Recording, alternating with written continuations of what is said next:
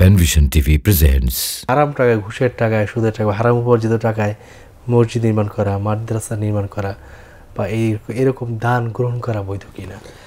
আমরা প্রিয় ভাই, আমরা ভালো করে জানি যে সুদের ব্যাপারে ইসলাম এত বেশি কড়াকড়ি করেছে যে সুদের টাকা সওয়াবের নিয়তে দান করাও নাজায়েজ।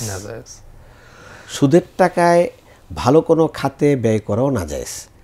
সুদের টাকাকে কোনো রকম ব্যয়ের খাত হিসেবে একটা বৈধতা দেয়া হয়েছে, সওয়াবের নিয়ত ছাড়া কোনো রকম সে দায় মুক্তির জন্য টয়লেট তৈরি করবে, মানে নিকৃষ্ট জায়গা তৈরি করবে, এমন জায়গা তৈরি করবে যেটা মানুষের খুব রুচিবোধের জায়গা নয়, এটার দ্বারা নিরুৎসাহিত করা সুদ থেকে।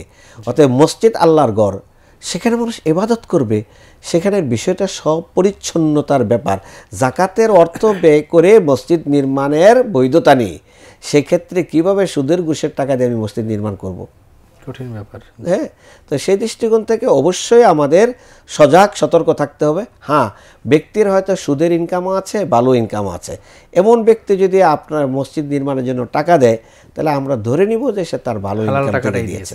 তার চাকরি থেকে সে 50,000 বেতন পায়, সুদ থেকে সে 1 লাখ টাকা ইনকাম করে, তাহলে ধরে নিলাম যে সে যেটা মসজিদে দিয়েছে 10,000 টাকা, সেটা হালাল ইনকাম থেকে দিয়েছে, ওইটা আমরা ধরে নিব। আমরা জন্নবিল মুমিনিনা খায়রা, মানব সম্পর্কে আমরা উত্তমের ধারণা রাখবো আমরা।